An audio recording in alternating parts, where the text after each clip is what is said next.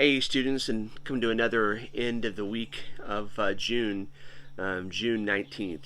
And we know that Juneteenth is a day that maybe many of you didn't realize. And so I challenge you to spend a little time, if you haven't already, familiarizing yourself with the significance of Juneteenth and praying that that is something that you could reflect on. But hey, we're excited. It was good to see a lot of you on Wednesday night for high school, and we have a hangout with you on Wednesday night or on Monday night out in the PV backyard playing volleyball. Have the grill out and get some hot dogs and things going. We've got some other fun things planned as well. Next Wednesday, we're excited for middle school to come for worship. So, but as we end this week, I was really struck with where we are as a country and a church and just really a people with where Paul Tripp's devotional has it. And he has this saying here at the top of June 19th, and it's really powerful. It's simple, but it's powerful. It says, "Grace has the power to do what nothing else can do, rescue you from you, and in so doing, restore you to what you were created to be." Like, the common denominator in everything that is bad in your life is you. And at some point, you have to take ownership of you and your responsibility. And that doesn't mean that you can just always just will up the effort to make things better. That's why grace is important. Grace has the power to do what nothing else can do and to rescue us from ourselves. So you hear us talk about and use the word rescue and redemption and restoration. Those are words a lot if you've been around church very long. But there, in order to be redeemed, there's a couple of very essential parts. There's the rescue, and that's what Jesus does when we allow him to, when he pulls us out of ourselves, really, and gives birth to new life. And then the restoration is placing us back, as the psalmist would say, as the Old Testament would say, put our feet on solid ground, pulling us out of the miry clay and putting us on solid ground.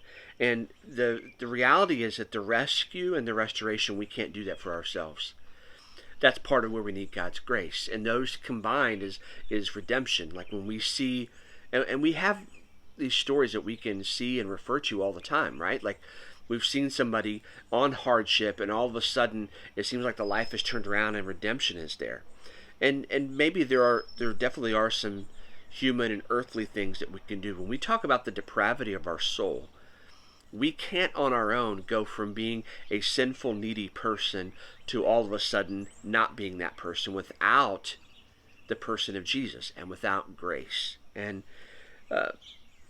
but the reality is that sometimes we see that in other people and we don't realize our need for it too, because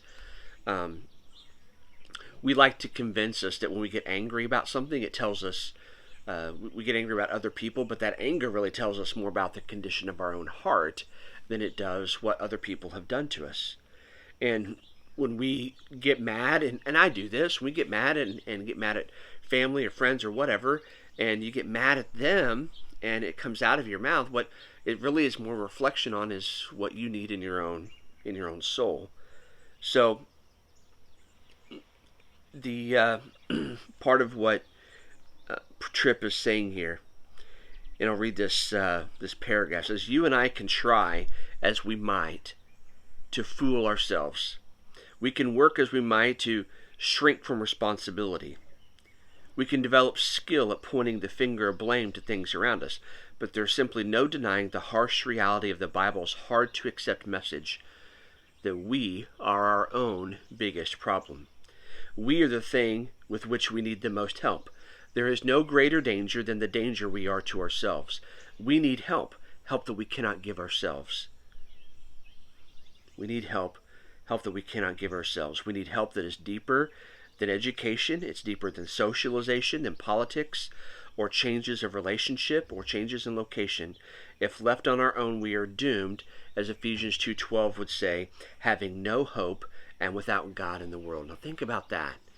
Think about what it would be like to have no hope and no God, without God in the world. But here's the reality: because of what the Bible teaches us in the overarching story of the Bible, the reality is we have not been left on our own. Romans 5:8 would say that while we were still sinners, God sent his son Jesus to initiate this rescue plan. And God's agenda is unstoppable. He didn't wait for us to say, hey, we need rescued. No, he provided the means for our rescue, but it's up to us to surrender and say, you know what, I need that. And the restoration as well. Like, he can rescue us and he can restore us in his great plan. And the the thing that we need the most as we continue in this weekend is to realize that we need that. We often see like that person needs to be rescued or that person needs to be restored, or and what will redemption look like in that person's life. But here's the reality: you and I need it the most. We need God's grace.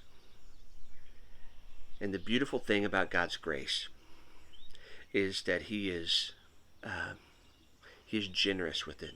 He will lavish His grace on us. But we have to admit that we need it. And we have to admit that in reality, we are our own worst enemy. We are the problem. We are our own worst problem. We are the problem that we want to see dealt with in our world. And so it's kind of something heavy to think about, but it's something that at time to time we have to come back and realize, because it's easy to look at the problems everywhere else. But sometimes it's hard to think about the problem that is ourself. And so that's the challenge as we start to today, is to make sure that we take the time to realize the depth of our own depravity and what we need from God the most. We need His grace so that He would rescue and restore us and set us on the path in the story of redemption. So I hope you have a great weekend. And if you want to read part of what that is, there's so many Psalms that could talk about rescue and restoration and redemption. But boy, I would invite you, maybe this weekend, if you're not already in Hebrews like we are in our Wednesday night stuff, but what would it look like just to read the book of Romans over this weekend? I know it's a little bit long, but you got the time. You could take a little bit of time and read that over the next few days, and we'll look forward to seeing you on Monday. Have a great weekend.